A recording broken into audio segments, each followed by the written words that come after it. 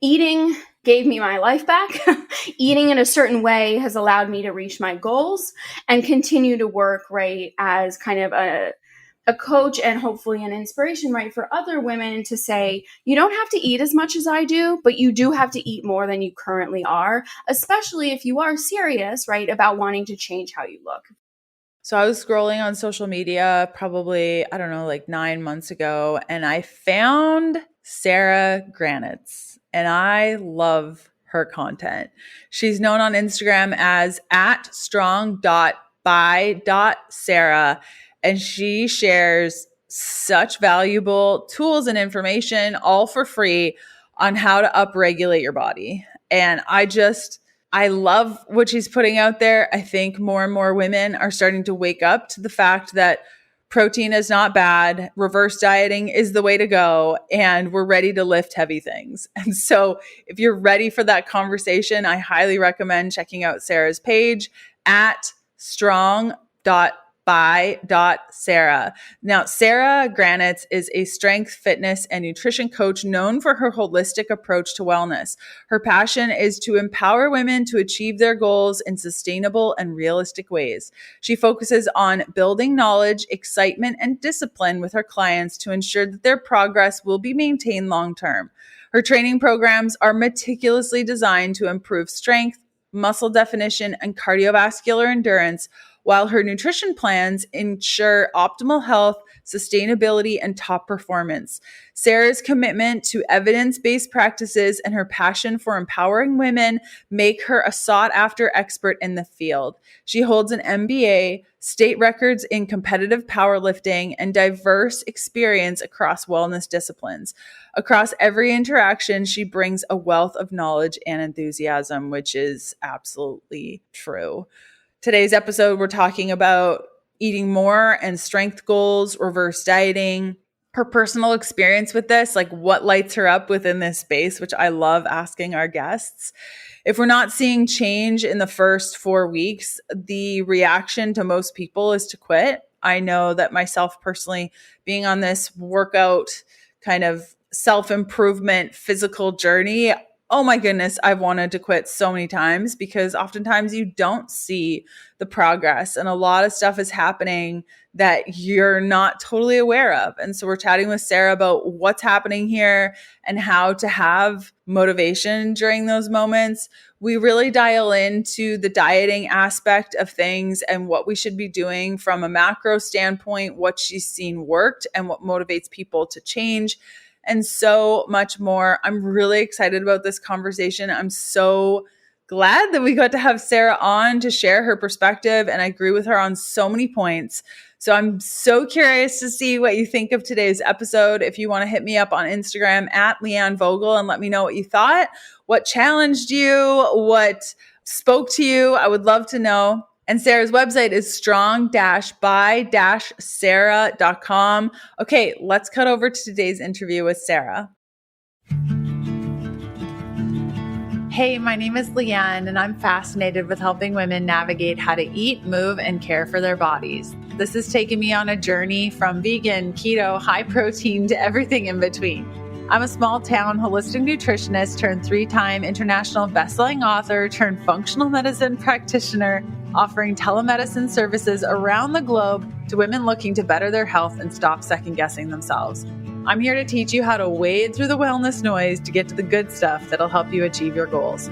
Whether you're seeking relief from chronic ailments, striving for peak performance, or simply eager to live a more vibrant life, this podcast is your go-to resource for actionable advice and inspiration. Together, we'll uncover the interconnectedness of nutrition, movement, sleep, stress management, and mindset, empowering you to make informed choices that support your unique health journey. Think of it as quality time with your bestie mixed with a little med school so you're empowered at your next doctor visit. Get ready to be challenged and encouraged while you learn about your body and how to care for it healthfully. Join me as we embrace vitality, reclaim our innate potential, and discover what it truly means to pursue healthfulness.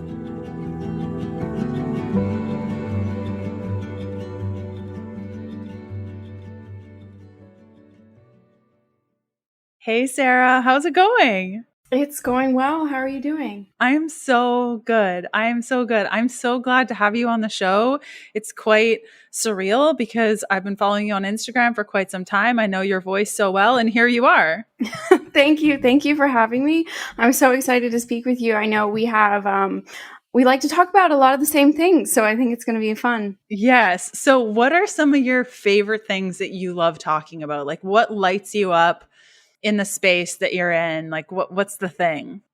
I would have to say that I'm definitely more passionate about helping women eat more to reach their strength goals, right? So there are a lot of coaches in the world who help women focus more on losing fat, others who focus on body recomp. I really like to work with women who are either on the recomp journey or are more focused on building muscle, because that's really where we can learn to love ourselves, to eat more without guilt, without shame, and actually really start to understand what a balanced lifestyle looks like with exercise, nutrition, sleep quality, healthy relationships, really bringing it all together, right? Having a more holistic look. And I know for you, kind of those extra pieces, right? The benefits of eating more protein and having gorgeous hair like you do, right? And like finding these wins in other areas besides just aesthetically or, about the percent of body fat that we have.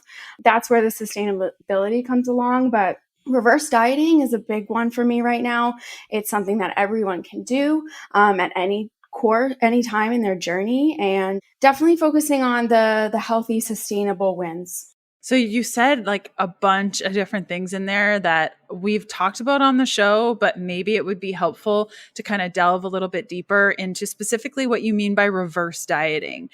You said that it was more sustainable. Can you talk a little bit about what reverse dieting is? Of course, absolutely. So, reverse dieting is a tool that can be used, like I said, at any point in someone's journey to wellness, but there are specific points where we actually truly need it. So, for example, if someone, especially a woman, has been consuming low calories for a long period of time, low calories being for her height, for her weight, for her age, for her activity level. If we've been doing that for a long time, we can have things happen such as metabolic adaptation. We can lower our BMR, but we can also essentially just really decrease our quality of life by learning to acclimate to not enough food. That's quite simply what a calorie deficit is, right? It's literally not consuming as much food as your body needs to keep you alive for your activity, inside the gym, outside the gym, all of that. So, in the process of reverse dieting, what we do is we very slowly and carefully, strategically bring up calories. This is not a bulk. This is not a surplus. We are bringing someone, once again, we're looking at their specific data points, age, height, weight, activity level, but also their fitness goals or aesthetic goals. And we're very slowly bringing their calories up to what maintenance should be for that person, right? So, someone who's 5 feet tall and someone who's 6 feet tall, even if they're both active, they're both in their 40s, they will have different kind of expected calorie maintenance. So whatever a more realistic number is for that person, we want to reverse to that point. This allows the body to very, very slowly get more calories to improve things like digestion, sleep, while also allowing us to put on some muscle mass while strength training, and essentially allowing us to bring our BMR back to where it should be. And I think sometimes what we don't understand is that, once again, this can be used at any point in someone's journey, right? So it can be used after a cut or a diet. It can be used after a prolonged dieting period. It can be used after we've been injured and maybe even potentially on bed rest, right? Now we're getting right back into activity. Or it can be used if you're more kind of advanced in your journey and you just want to be able to eat more calories and maintenance. So, I have some girls on my team who are sustaining their weight. That's what maintenance means, at almost 3,000 calories a day. And that's where the magic can really start to happen. That's obviously a more advanced goal. And not everyone wants to eat 3,000 calories a day, but essentially reverse dieting is a really valuable tool. And it's just super important to understand that it is not a surplus. It's getting someone to the point of a normal maintenance range, right? There is no specific set number. Even if a calorie calculator tells you there is, it is always a range to really optimize your performance, your recovery, your sleep, but also help make sure that you're not thinking about food all the time. That is such a big piece to it, isn't it? Like the not thinking about food all the time. I know for myself, even an adjustment of a couple, like maybe 100 to 200 calories makes such a big difference to how I approach the day and whether I obsess about food or not. And so, because you seem so passionate about this, I have to ask, did you have a personal experience with all of this, or do you find the passion comes from connecting with ladies? Or can you tell us a little bit about how you got into these things that light you up now? Oh, yeah, no, of course. So, yeah, I do have a very real connection to this. I had treatment for an eating disorder when I was about 25, so 9 years ago. I was a runner. I was a runner for most of my life. I was always athletic in school. I went to prep schools where you played sports. That was just, something you did for 2 hours every day after school. I was vegan in high school, so I was massively under fueled. I barely consumed any protein. I mean, the amount of Lucky Charms that I consumed is just horrifying to me now. But I kind of used the vegan choice as a way to undereat. And that just kind of unfortunately projected me into a not eating enough, running too much cycle. And I eventually hit a point where I became quite injured and I was told I couldn't run. And that's where I found strength training. And once I found strength training, and after I got treatment, I was such a lean, little, tiny, I'm a very short person. I was just this teeny tiny person, and putting on muscle was very easy. But at a certain point, it started to cap out, right? Because I still wasn't consuming enough. And I ended up working with a bodybuilding coach who, had her pros and cons, we'll say. But the most fundamental thing that she taught me was that if I wanted to look a certain way, I had to eat more. And if I was really this serious about these goals that I had, that was literally the only way. And I was the only one standing in my own way. She was really great at kind of being like, I've given you the plan. You're the one who has to sit down and do it. So while I was still getting kind of the last few bits of treatment, right, and moving forward with all of this, eating more really was what gave me my life back. And it wasn't just eating more, right? It was eating nutrient dense, quality food sources. That doesn't necessarily mean expensive or organic, but literally putting away the junk, putting away things that came in bags that have flavors and, millions of other things that we could dive into. But I had this massive kind of coming back to myself when I was exercising again. I was eating well. I was taking more rest days, and I really just felt like I came back to myself. But eating more was the integral part of that, because it also helped me speed up my results in the beginning. And to be perfectly frank, like, aesthetic results keep us on the path, right? Not seeing change within the first 4 weeks is why a lot of people quit. So, there are certain things that we can do to optimize those results, right? Not everyone is going to see more muscle definition in 2 or 4 weeks, but I know you're passionate about this as well. Eating more protein is a really great win. But so essentially, eating gave me my life back. Eating in a certain way has allowed me to reach my goals and continue to work, right, as kind of a coach and hopefully an inspiration, right, for other women to say, you don't have to eat as much as I do, but you do have to eat more than you currently are, especially if you are serious, right, about wanting to change how you look. If we want to change, we have to change everything. And that shouldn't sound scary. It should be invigorating, right? Like, you don't have to accept the reality that you're currently in. And I think that was just huge for me, and realizing that food affects so much more, right, than just our aesthetic appearance. Electrolytes facilitate hundreds of functions in the body, including the conduction of nerve impulses, hormonal regulation, nutrient absorption, and fluid balance. Nearly every one of my clients that I work with one-on-one have an imbalance of electrolytes in some way, from symptoms of headaches, muscle cramps, fatigue, sleeplessness, or seen right there in their blood work. Much of this is improved with proper electrolyte supplementation. I consume at least 1 packet of electrolytes daily, and not just any electrolyte element, because it doesn't have sugar, fillers, coloring, artificial anything, and has the effective electrolyte ratio that so many other brands do not do right. 1,000 milligrams of sodium, 200 milligrams of potassium, 60 milligrams of magnesium. Right now, Element is offering my listeners a free sample pack with any Element purchase. Be sure to try the new Element Sparkling, a bold 16-ounce can of sparkling electrolyte water. It's my favorite right now. Get yours at drinklmnt.com/KDP. This deal is only available through my link. All orders made come with a no questions asked refund policy. Try it totally risk-free. And if you don't like it, they will give you your money back, no questions asked. Go to drinklmnt.com/KDP for your free sample pack with any order. Yes. And something I really appreciate, especially about your Instagram, you have a free, I don't exactly know what to call it, that chat that you upload your food logs to. I love taking a look at what you eat on a daily basis. As a coach, I can appreciate that coach to coach, but also just your dedication to food quality. And I think you would agree with me in that there's not a lot of that in the space of lifting and body recomp. It's all about, does it fit your macros, and less about what is this doing to your gut? How is your digestion as a result of this? And so thank you for putting that content out there. If people want to see what I'm talking about, how can they see what you're eating and your dedication to food quality? Yeah, absolutely. So it's a channel. I think this feature is available to everyone, but I'm not sure, but it's a channel. So it's a channel on my profile. It's called My Fitness Pal Meal Ideas.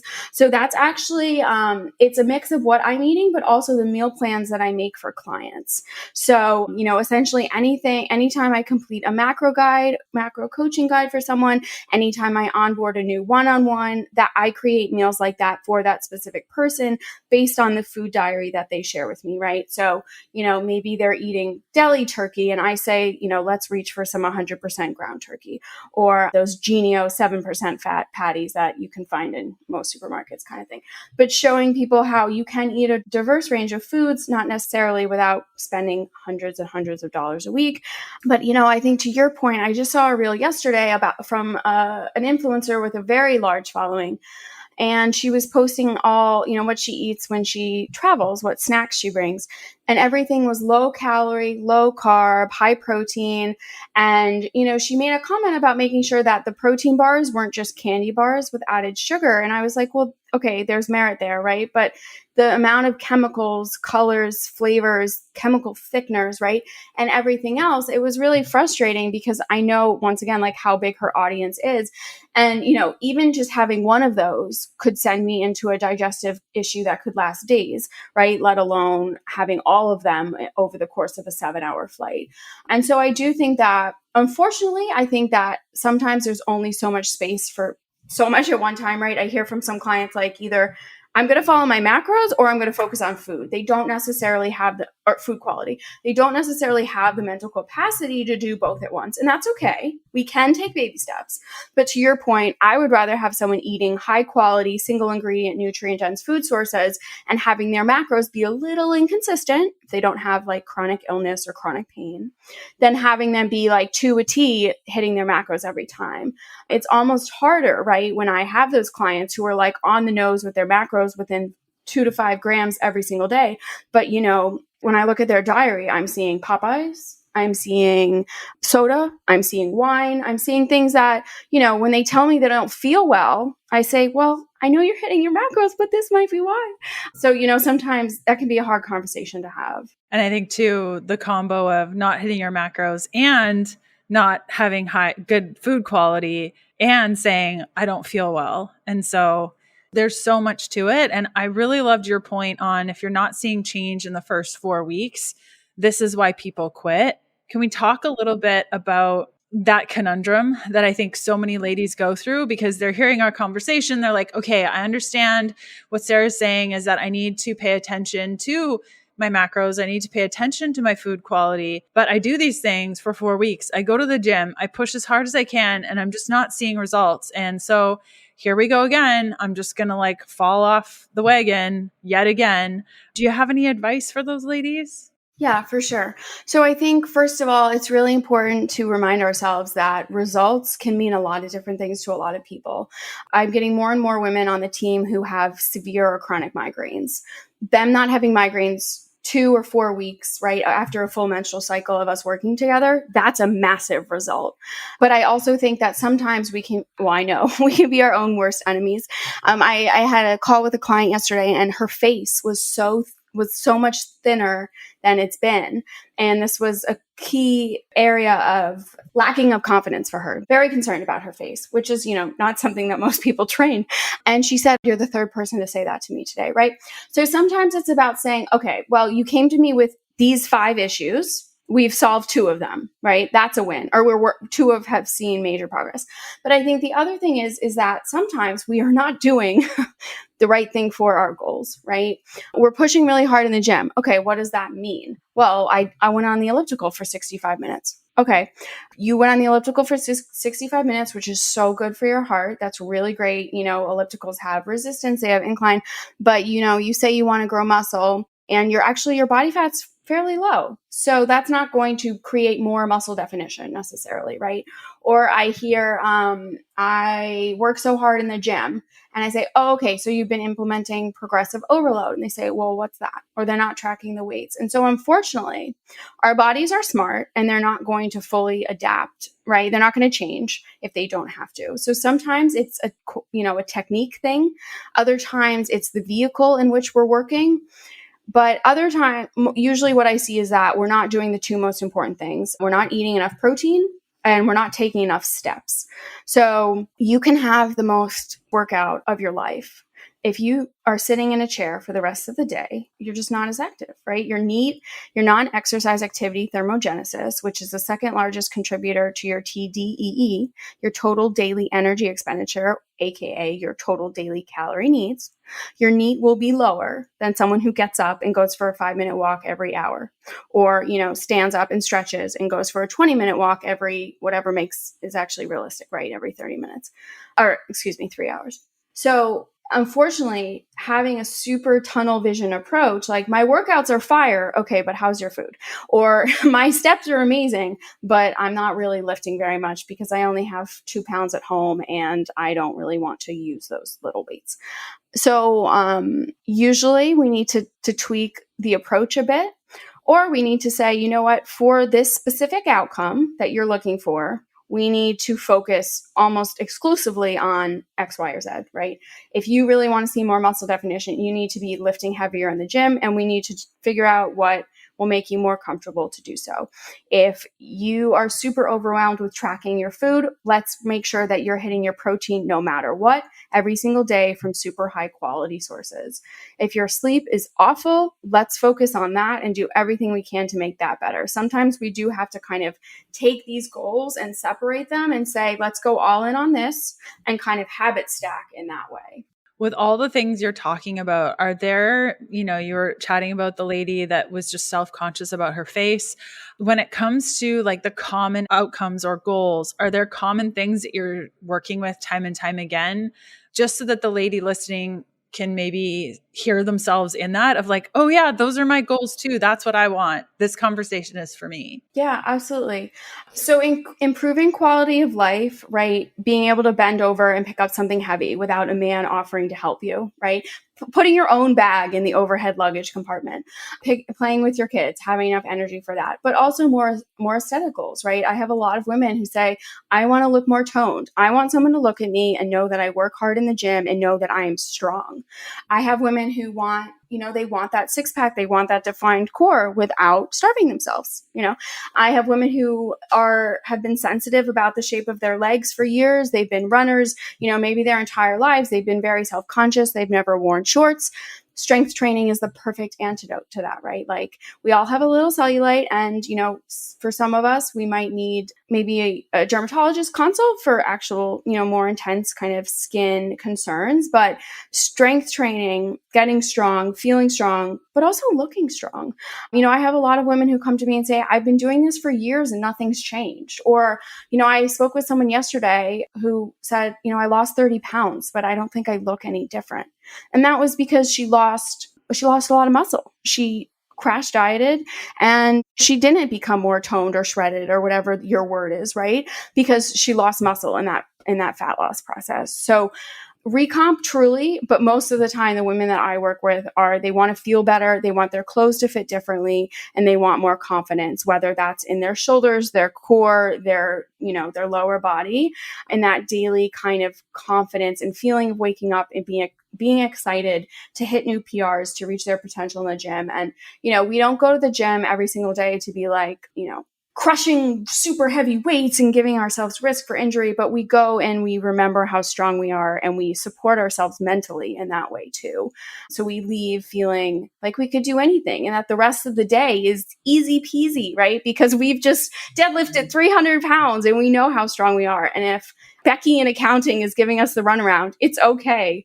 And so that's tend to be where I focus, the recomp, the muscle growth, but really women who want to be strong is where I really have the most fun. Yeah, I went on a trip recently and there were a lot of flights and I was doing the overhead luggage compartment day in and day out. And, you step back and you're like, wow, I didn't realize how challenging this was for me before until I could easily lift my bag over my head, no problem, like didn't even think about it. Or when I go to, I was carrying a huge load of laundry in a basket and I squatted down to pick up a sock that I had dropped, holding the laundry basket and stood back up. I'm like, I couldn't have done that a year ago. And I think that those wins outside of how does my clothing look and what am I looking like on a daily basis? Because sometimes those changes take time. How do we kind of hold both in that maybe we hate how we look and we're not feeling confident in our clothing? And sometimes would you say that that's not a positive catalyst for change? How do we kind of balance out both worlds of wanting to change how we look, wanting to have that confidence, but also understanding that these things are going to take time? Any words of advice there?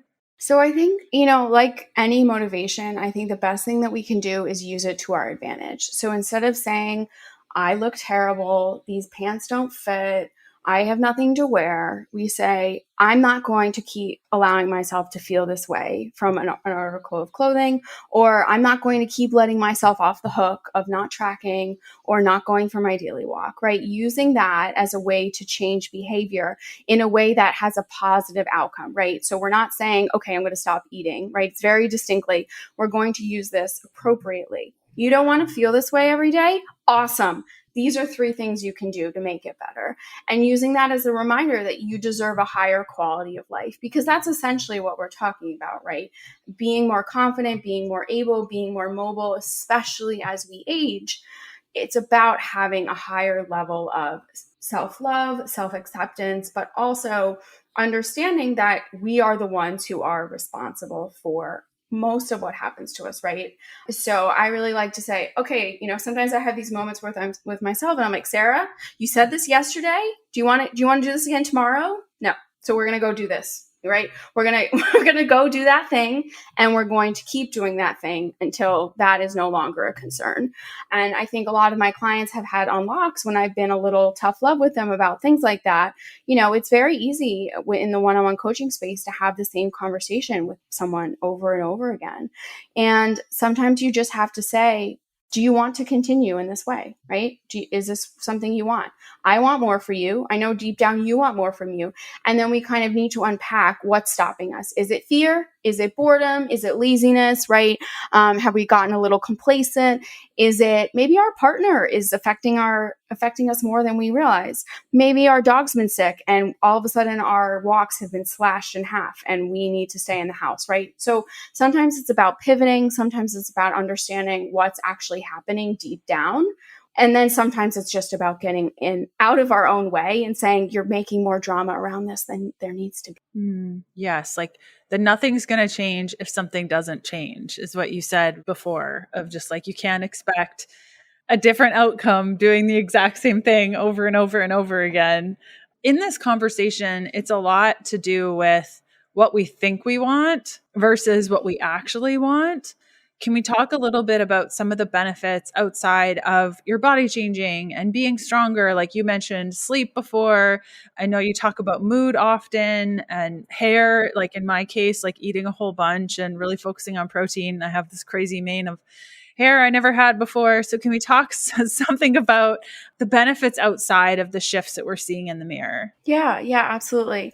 I think poor sleep quality is more common than I ever realized. I mean, I would say 90% of the clients I onboard or work with for macro coaching, they tell me their sleep quality sucks. And it's not always like for a completely understandable reason, right? Like a newborn or a sick partner or a sick pet, right? It's usually just daily stress, lack of stress management, but also lack of understanding of how to optimize sleep, right? So maybe taking magnesium at night or glycinate powder. Maybe it's having a nighttime routine. But essentially, once we can improve sleep quality, that's when the real magic starts happening, right? You wake up in the morning and you're excited for what you're about to do. You have the energy for your workout. There's studies that show for every hour of sleep lost, we eat like up to 200 extra calories, and it's not about the calories, it's about the effect of lack of sleep on our hormones, on ghrelin and leptin, right? That control our daily hunger. So it's not that these things are happening in isolation, which I know you talk a lot about as well. Like it's not just okay, you didn't sleep as well, so tomorrow your workout's going to suck. It's like you might be hungrier, you might be more tired, you might be angrier, you might have a shorter fuse, you might be more prone to migraine, and being super realistic that we don't have to be perfect. And of course, we all have bad nights of sleep, but for the most part, and getting better sleep will change your life. And what I see sometimes is that once we start to really reach our potential in the gym, whether that's lifting weights, whether that's maybe sprinting, if we're physically capable of doing that on the bike, on the road, in a pool, actually learning to really hit our true potential is so important and can really help kind of manage that sleep and make it so, once again, our quality of life is better, our day-to-day is better. Yeah, I would agree with you. I think since starting lifting about 2 years ago, my sleep has gotten so good. I think also for those that get motivated by things like CGMs and like data points and blood work, I love my Aura ring. I actually bought it as a step counter, but it's a terrible step counter. It's like the worst step counter. It's so off. Oh, that's so interesting. It's so off. It's about 30% off. I would say overall, it's about 30% off. But I love my Aura ring and it has helped my sleep so much. Like I'm actually motivated to get better sleep so I can see my score go up. So it really does make a difference. Like I have better performance. My brain is quicker. Like I notice when I get a worse sleep score, I can tell throughout the day, just like you said, with the hunger, with like shortness, with inability to process information quickly. It really does make a big impact. Yet, like you need to focus on your sleep, but you also need to do things that are going to help the sleep. And I find, of course, like eating enough is so key. I onboarded a client recently and she was saying like, I'm having the worst sleep. I'm waking up around 2 or 3 in the morning, hungry, like just so hungry. And so I looked at her logs. I'm like, well, yeah, because like you're literally hungry. Like right. You're There's not literally eating enough. not enough. Yeah. Mm-hmm. There's not enough. So you're waking up hungry because you're hungry.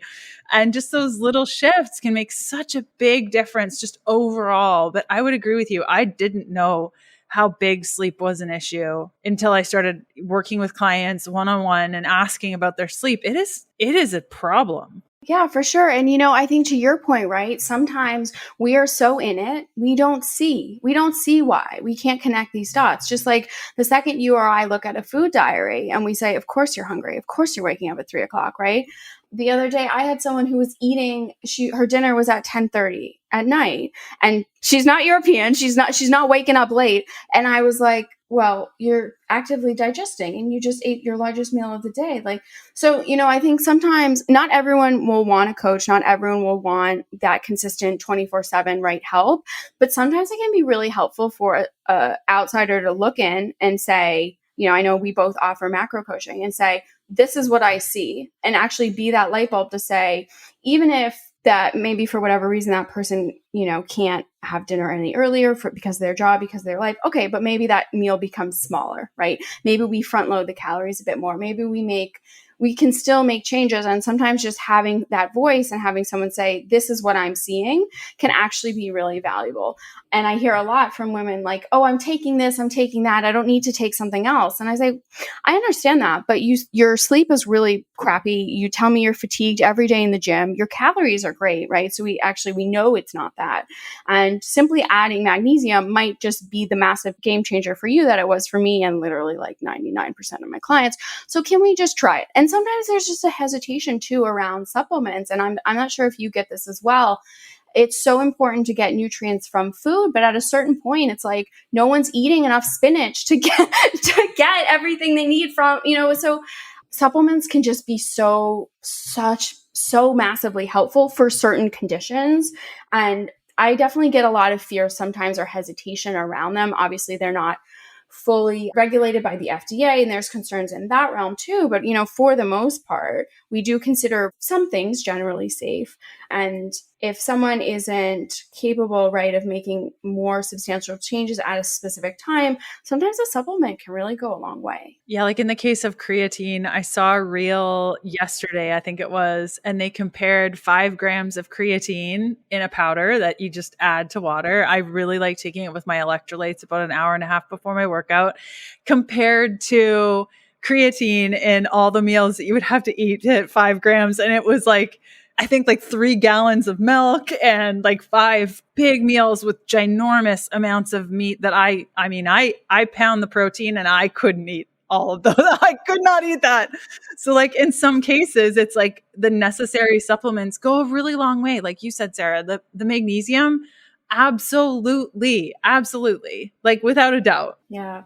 No, creatine is, and I'm pretty sure anyway, we both speak to women. We work almost, exclusively with females, and creatine, if I had a dime for every DM I get about, won't creatine turn me into a man or make me bulky? And I'm like, well, what'd you eat last night? Oh, I had a burger. Okay, well, there's creatine in that burger. And, not as much as the supplement, like you just said, but also our bodies naturally make it. I think unfortunately, the lack of education, right, on some of these compounds, amino acids, vitamins, minerals, is just so lacking, and it really allows us to kind of underserve ourselves and not reach our full potential, right? Most women don't need to be taking 6 or 7 different supplements to optimize their workouts a day, right? But something like creatine could actually be a massive, massive difference, especially when it comes to focus and, muscle size, muscle power, muscle definition, right? And by kind of continuing to listen to the myths and not actually start to uncover the realities of things, can just really kind of keep us where we're going, and keep us where we're at, instead of allowing us to go where we want to be. And creatine especially, I use it on a lot of clients having methylation issues.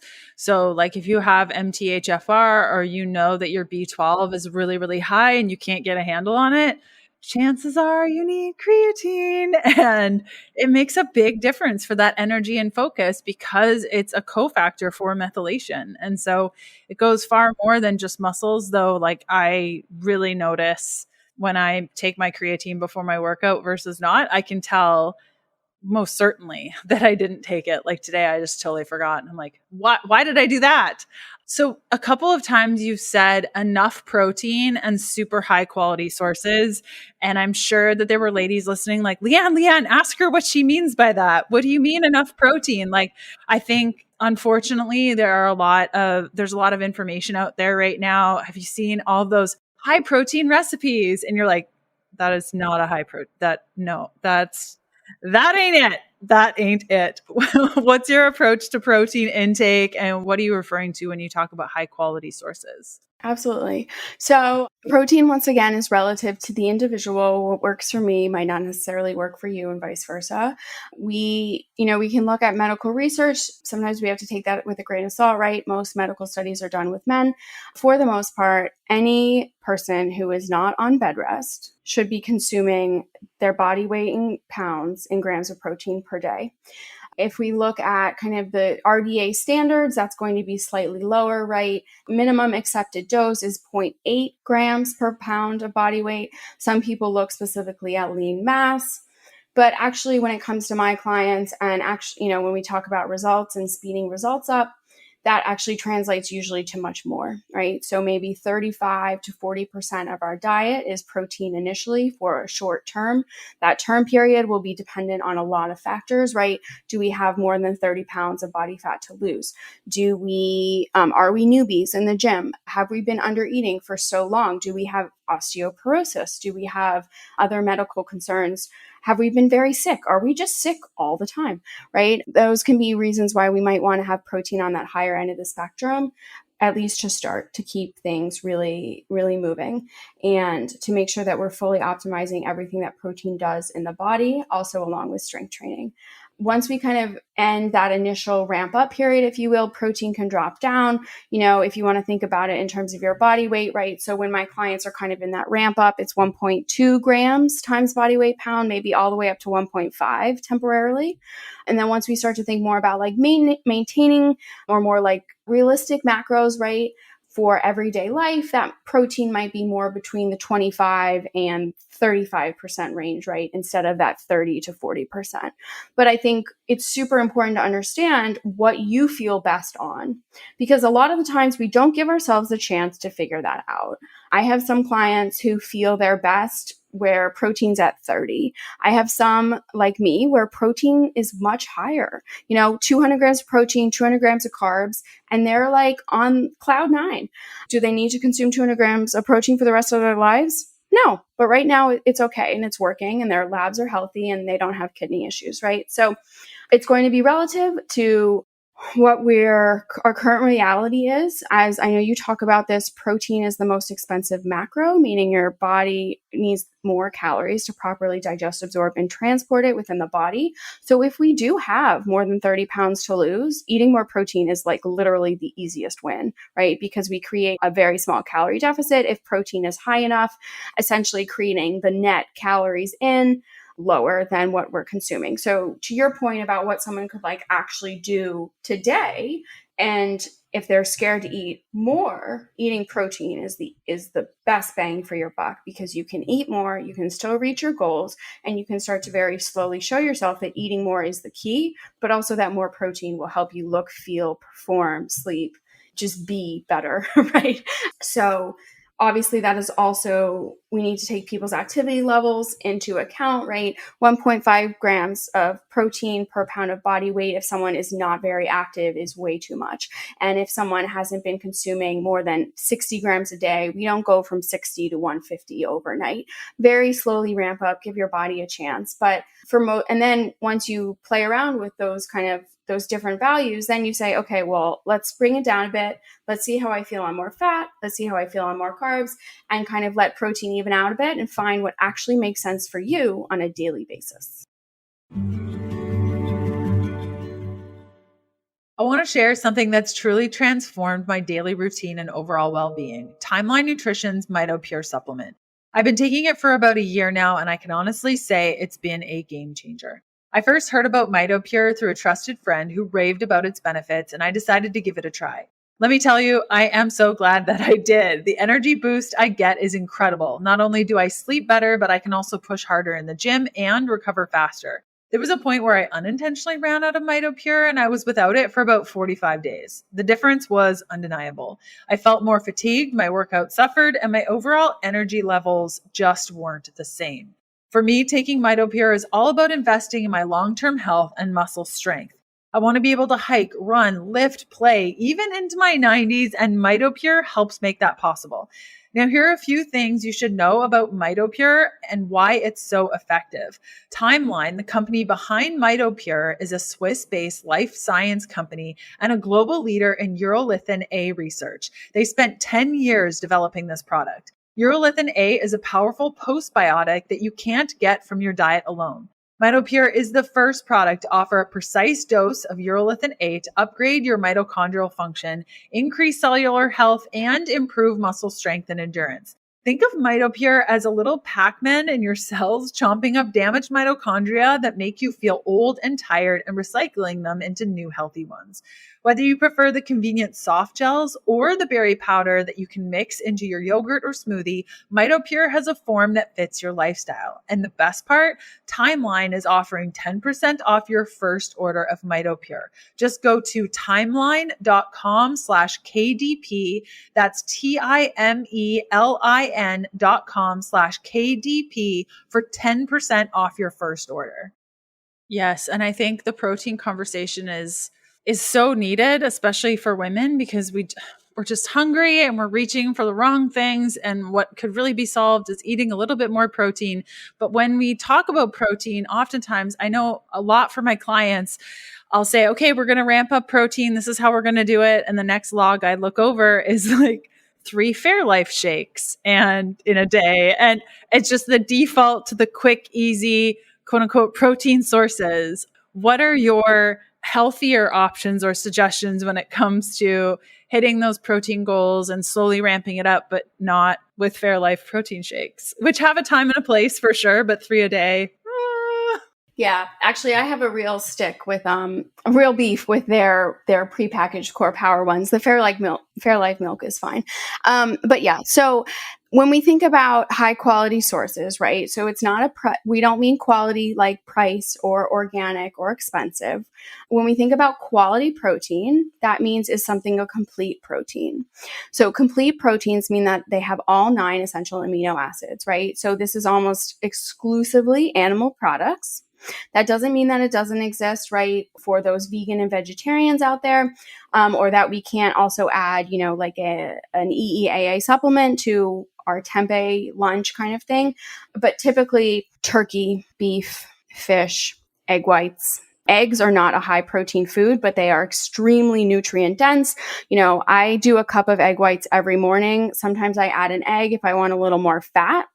But a cup of egg whites every morning. I am the turkey burger queen. There are so many turkey burgers in this house at any given time. Seriously, like the 10 cooked turkey burgers.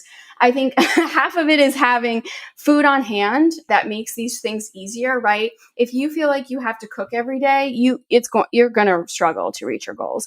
If on Monday you have 10 extra minutes, make 10 extra patties, steam 3 extra pieces of fish, right? Make a few extra burgers, what have you, or ground meat for tacos later in the week. And for people like me who maybe would actually prefer to be vegan and not eat animals, but recognize that animals are going to serve their health better right now, makes more sense, right? Right now for me to consume more versus less. Really lean into the things that you like, right? Like I don't eat chicken. I have the chicken ick. I've had it for some time. That's okay. So I go hard on the turkey. I go through phases with beef. If it's a week where I'm okay with the beef, right? And it's going down okay, have more of it. I think a lot of times we're scared of having too much in one sitting. And I say, well, what's too much, right? You're nervous to eat 2 pieces of tilapia. Why? Well, because a serving is 4. Okay, but you have goals and 4 isn't enough for you, right? So really, really doing your best to diversify your diet. We see better health outcomes, better microbiome balance, gut bacteria, right? The more diverse foods we consume, but you don't have to be eating 8,000 new things a week, right? Focus on what you like. And then once you get sick of it, then you can start swapping things out. But, having things on hand is so important. I have a new client that I just onboarded. She uses a company called Just Meats. I've never used it. I know nothing about it, but essentially they just ship meat to you and it's cooked. So it's not like a butcher block where you still have to make it yourself, and I was thinking, oh my gosh, so many of my super busy clients should have this because then it's there and they can't say it's not ready or that takeout is faster or, you live in Manhattan. Oh, it was easier to pop out and buy it, whatever. If it's in the house, you can eat it. And leaning into frozen options, right? Frozen edamame is an amazing snack, equal parts protein, carbs, fat, and fiber. Frozen shrimp fries up really fast in a wok, right? You can even have microwavable frozen rice. Really leaning into the easy wins and trying not to stress so much about the diversity in the beginning. If you like salmon, great.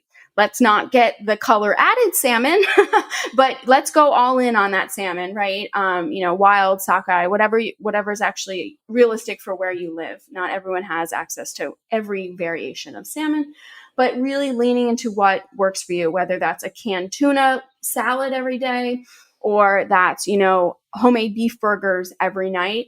you can kind of construct this, oh, I shouldn't eat that, I shouldn't eat this.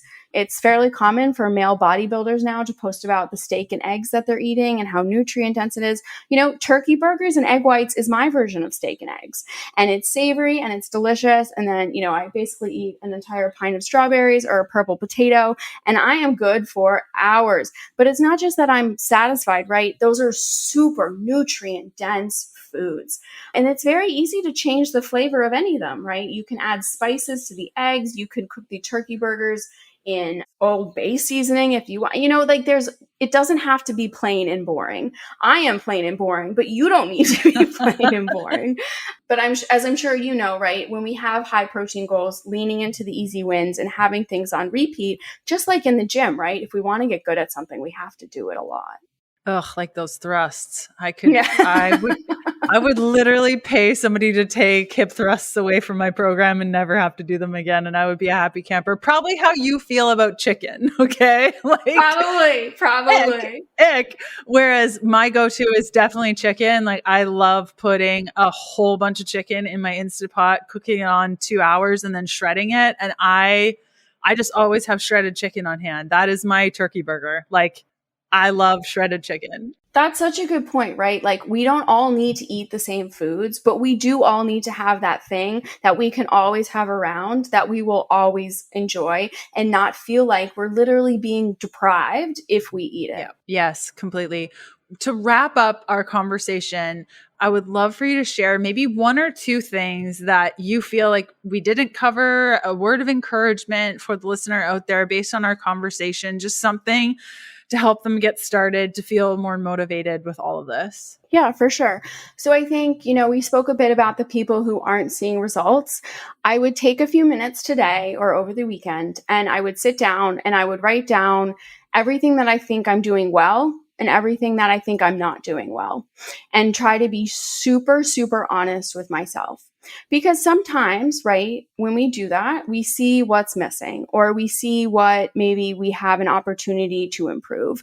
And it's not about being perfect, but if we have goals, we deserve to reach them. And this is something that I've been saying to my clients more recently. If you want this, you can have it. But let's be super honest about what we are and aren't doing so you can get there. And so I can help you, right? And once again, you don't need a coach necessarily, but so you can tell your partner, I want this. Can you help me do this? Or you can tell your roommate, this is a goal of mine. Can you not do that? It's not about having tunnel vision or being hyper focused on our goals that we can't live our lives. We're bad friends. We're bad partners. But it's about saying, I deserve to get this and I'm going to do what I can in a healthy and sustainable way to get there. So be super honest about what you're doing. And then, you know what? If you are lacking on protein, figure out what your chicken or your shredded chicken or your turkey burger is and play with it this week, right? Do an experiment, see what works for you, and don't be afraid of it not working out. What you do next week doesn't need to be what you do for the rest of your life.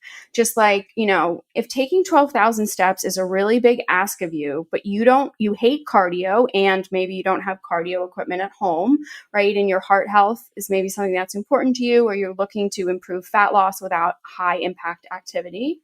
Taking 12,000 steps for the next few weeks doesn't need to be what you do for the rest of your life, but it might help you feel better, see faster results, and get you to where you want to be and where you deserve to be, right? So zooming out a bit and saying, this might be what I do now. It doesn't have to be what I do in the future. And for anyone who's afraid of eating more, I would say go slowly, but don't let yourself off the hook either.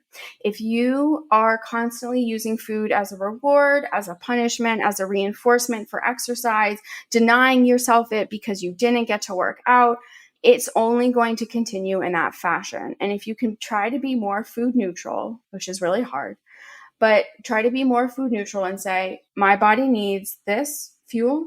It needed it yesterday, it needs it today, and it needs it tomorrow, whether or not I'm doing burpees and all this, that crazy workout, or whether I'm doing yoga, or whether it's my sauna massage day, right? learning how to eat more slowly, carefully, methodically, without letting that noise of, is this wrong? Am I going to gain weight? Is this not going to help me? You have to learn how to quiet the noise a bit. That journey will be different for everyone, but the easiest win, like we talked about, is eating more protein, because protein will serve you in more ways than one. It's extremely satisfying. It will help create a higher diet-induced thermogenesis, so calorie burn need, but it will also allow you to build more muscle, to sleep better, to have better hormonal balance, better cognitive function, right? If you're sick, it helps your cells turn over faster. So protein steps. And honesty with yourself, right? And being honest, like if you're doing something really well, congratulate yourself on it. And if you feel like that, maybe you're injured, maybe you're sick, maybe you're living somewhere this summer that doesn't have access to a great gym, be grateful for what you can do, because constantly obsessing about what you can't do or what you don't have is just a recipe for frustration and sadness. Gratitude, you don't have to be walking around saying, I'm so grateful for this broken foot, but you can walk around and say, I'm so grateful I can do this. And acknowledging that you are doing some things well, and that it's only going to get better from here if you keep putting as much effort in as you deserve, right? Once again, you deserve this. You deserve to feel better. Reminding yourself that every day. Sarah, that was such a great summary of our conversation today. Where can people find more from you and connect with you? So I'm on social media as strong.by.Sarah. So Strong by Sarah. I work with women one-on-one. I do macro coaching. I have some pre-made workout programs if you have the food dialed in. I have home and gym programs available on my website. So that's strong-by-Sarah, but also accessible on my social media. And I really just genuinely want to help women feel as amazing as they can. I want everyone to feel as confident and happy and strong as I do now. And yeah, it took years of work, but we are worth the project, right? We're worth it every day. And it's so nice to connect with someone who clearly also feels that way. Thanks again for coming on. I will include all the links in the show notes. So if those listening aren't sure where to go, check out the show notes, and that's how you can connect with Sarah. Thanks again for coming on, Sarah. Thank you so much, Leanne. I hope you enjoyed our time with Sarah Granat. Again, you can find her on Instagram at strong.by.Sarah or her website, strong-by-Sarah. And if that's just a lot of dashes and dots, no problem. Got you covered. Check out today's show notes for all the links so you can connect with Sarah and see what else we got for you there. Okay, we'll see you back here next week. Another episode. See you then. Bye. Thanks for listening to the Healthful Pursuit podcast. Join us next Tuesday for another episode of the show. If you're looking for free resources, there are a couple of places you can go. The first to my blog, healthfulpursuit.com, where you're going to find loads of recipes. The second is a free parasite protocol that I've put together for you that outlines symptoms, testing, and resources to determine whether or not you have a parasite, plus a full protocol to follow to eradicate them from your life if you need to. That's available at healthfulpursuit.com/parasites. And last but certainly not least, a full list of blood work markers to ask your doctor for so that you can get a full picture of your health. You can grab that free resource by going to healthfulpursuit.com/labs. The Healthful Pursuit podcast, including show notes and links, provides information in respect to healthy living, recipes, nutrition, and diet, and is intended for informational purposes only. The information provided is not a substitute for medical advice, diagnosis, or treatment, nor is it to be construed as such. We cannot guarantee that the information provided on the Healthful Pursuit podcast reflects the most up-to-date medical research. Information is provided without any representation or warranties of any kind. Please consult a qualified health practitioner with any questions you may have regarding your health and nutrition program.